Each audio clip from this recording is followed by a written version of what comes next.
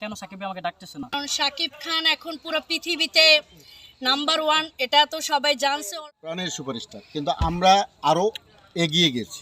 সাকিবিয়ানরা আমরা আরও এগিয়ে গেছি। আমরা আজকে আনুষ্ঠানিকভাবে 64 জেলার সাকিবিয়ান উইথ প্রবাসী ফোরাম আজকে ইন্টারন্যাশনালভাবে স্বীকৃতি দিতে চাই।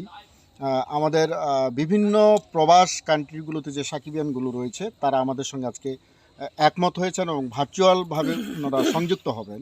আমরা আজকে আমাদের প্রাণের প্রিয় মেগাস্টার শাকিব খানকে গ্লোবাল মেগাস্টার হিসেবে স্বীকৃতি প্রদান করতে চাই, আর সে সময়টি অল্প সময়ের মধ্যে আমরা ঘোষণা করব। তোমার কি মনে হচ্ছে এটা? অবশ্যই, কারণ শাকিব খান এখন পুরো পৃথিবীতে নাম্বার 1, এটা তো সবাই জানছে অলরেডি। আর এই যে স্বীকৃতিটা এখন সাকিবিয়ানরা দিচ্ছে, সেটা শাকিব খানের আরো অনেকটা আগে পাওয়ার যোগ্য ছিল। এখন যেটা হচ্ছে এটা মনে করি অনেকটা গর্বের বিষয়, এটা অনেকটা গর্বের বিষয়। এবং শাকিব খানকে আমরা মন থেকে সারা বিশ্বে চাই সবাই এই নামেই তাকে ডাকুক, তার প্রতি ভালোবাসা। আচ্ছা, আমি আরেকটি প্রশ্ন করব যে আপকামিং মুভি বরবাদের তরুণ নির্মাতা, ইতিমধ্যে তার আমরা ট্যালেন্টের পরিচয় পেয়েছি। মেহেদী হাসান হৃদয় ভাইকে নিয়ে দুজন একসাথে কিছু বলবো।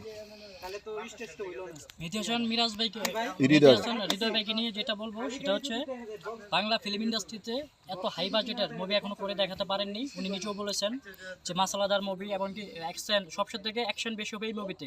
বাংলা ফিল্ম ইন্ডাস্ট্রিতে এরকম মুভি আজ পর্যন্ত হয়নি। তো এই কারণে তাকে আমি সাধুবাদ জানাচ্ছি যে আমার বসকে নিয়ে তিনি এরকম একটা মুভি উপহার দিতে যাচ্ছে যেটা দেখে পুরো ওয়ার্ল্ডের মানুষ খুশি হবে এবং কি পুরো ওয়ার্ল্ড কাঁপবে। আর এখানে একটা কথা বলি, মেহেদী হাসান হৃদয় স্যারকে ধন্যবাদ, অনেকটা এরকম একটা মুভি আমাদের উপহার দিবে।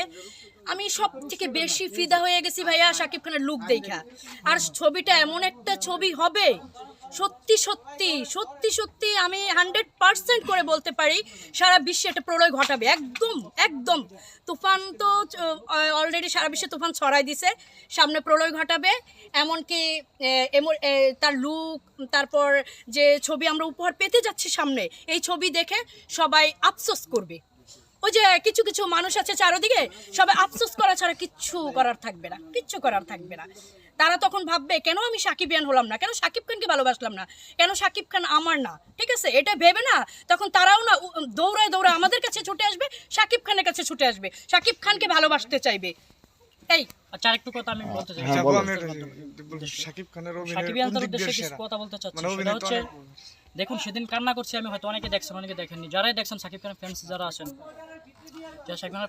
আছেন, যারাই দেখছেন, অনেকে আমি বলতে শুনেছি যে সাকিব খান অনেক গরিমা, এটা সেটা। আমি অনেক কান্না করেছি। আমি কিন্তু ভেবেছিলাম এখান থেকে যাওয়ার পর, স্কেচ টাওয়ার থেকে যাওয়ার পর, যে এটা আমার সাথে হলো, এটা আমার সাথে কেন সাকিব আমাকে ডাকতেছে না।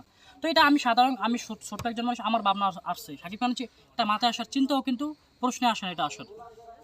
তারপর একটি জিনিস দেখেন, শাকিব খান নিজে এই ভিডিওটা দেখছেন এবং কি উনি কতটা ভালো মনের মানুষ। উনি ভাবতেও পারতেন যে দৌড় কোত্থেকে আসছে, কান্না করছে, কি ভাইরাল হইতেও তো আসতে পারে, ওকে ডাকার কোনো প্রশ্নে নাই। তিনি অত্যন্ত ভালো মনের মানুষ না হলে এটা কখনোই সম্ভব ছিল না। আমাকে যার মাধ্যমে আমি আলাদা করে ধন্যবাদ জানাচ্ছি নাহিয়ান ইমন ভাই, তারপর চাষাবুল ইসলাম নাইম ভাই, এই দুজন মানুষকে। তো শাকিব খান ভালো মানুষ না হলে যারা ভুলভ্রান্তি, শাকিব খানের প্রতি ভুল ধারণা আছে, প্লিজ কোনো ভুল ধারণা রাখবেন, কোনো কষ্ট রাখবেন না। উনি অত্যন্ত ভালো মনের একজন মানুষ। আমার কান্না করা দেখে উনি আমাকে যে ওনার বুকে ঠাই দিয়েছেন, আমাকে এর থেকে বড় পাওয়ার কিছু হতে পারে না। যারা ভুল বুঝে ভুলের ভিতরে আছেন এখনো, তারা কোনো ভুল ভাববেন না, বসে অনেক ভালো মানুষ। এটা ধন্যবাদ আমার প্রাণের ছোট ভাই সোহাগকে, ধন্যবাদ ছোট বোন, স্নেহের ছোট বোন উর্মি বিশ্বাসকে। তাদের এক্সক্লুসিভ সাক্ষাৎকারগুলো আপনারা একটু গবেষণামূলকভাবে আপনাদের চিন্তা ভাবনায় দিয়ে কমেন্টগুলো করবেন।